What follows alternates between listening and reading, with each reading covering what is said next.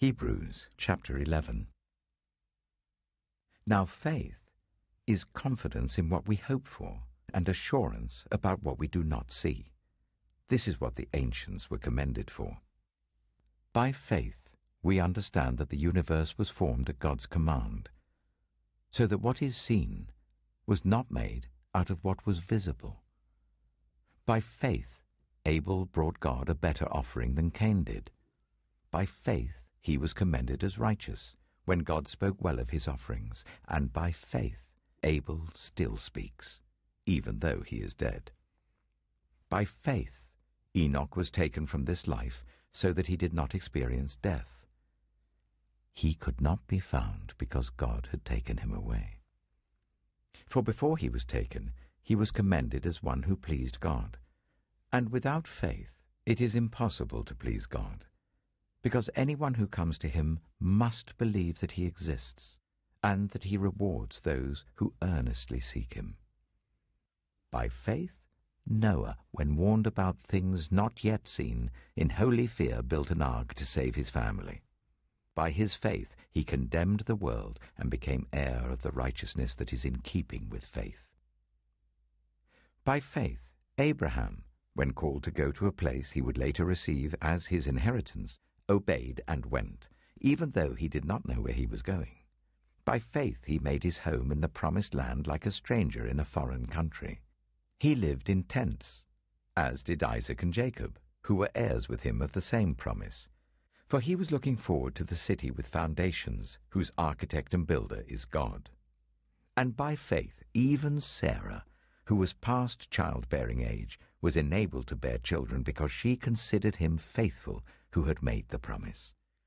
And so from this one man, and he as good as dead, came descendants as numerous as the stars in the sky and as countless as the sand on the seashore. All these people were still living by faith when they died. They did not receive the things promised. They only saw them and welcomed them from a distance, admitting that they were foreigners and strangers on earth. People who say such things show that they are looking for a country of their own. If they had been thinking of the country they had left, they would have had opportunity to return.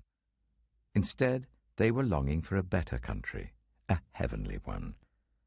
Therefore God is not ashamed to be called their God, for he has prepared a city for them. By faith, Abraham, when God tested him, offered Isaac as a sacrifice. He who had embraced the promises was about to sacrifice his one and only son, even though God had said to him, "It is through Isaac that your offspring will be reckoned." Abraham reasoned that God could even raise the dead, and so, in a manner of speaking, he did receive Isaac back from death. By faith, Isaac blessed Jacob and Esau in regard to their future. By faith, Jacob, when he was dying, blessed each of Joseph's sons and worshipped as he leaned on the top of his staff.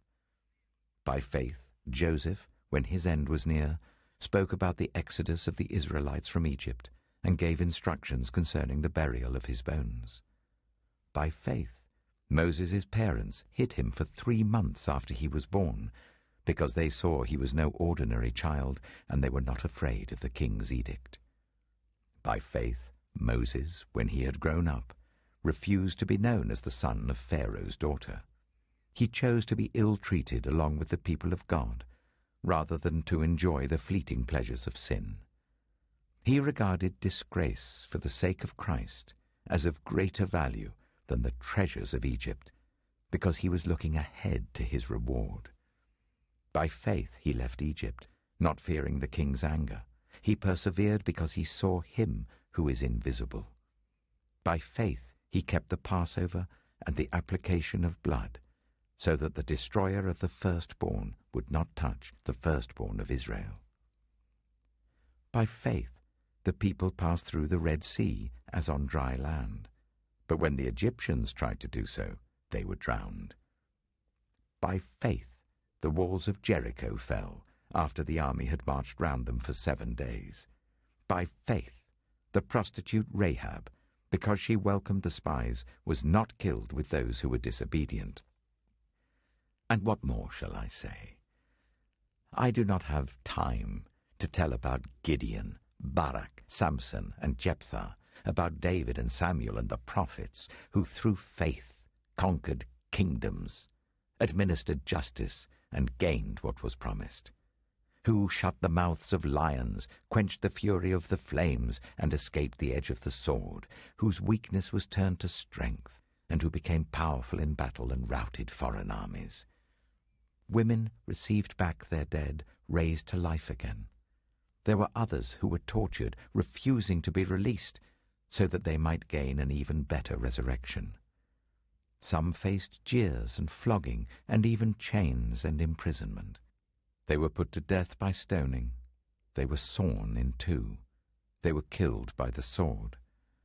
They went about in sheepskins and goatskins, destitute, persecuted and ill-treated. The world was not worthy of them. They wandered in deserts and mountains, living in caves and in holes in the ground. These were all commended for their faith, yet none of them received what had been promised, since God had planned something better for us, so that only together with us would they be made perfect.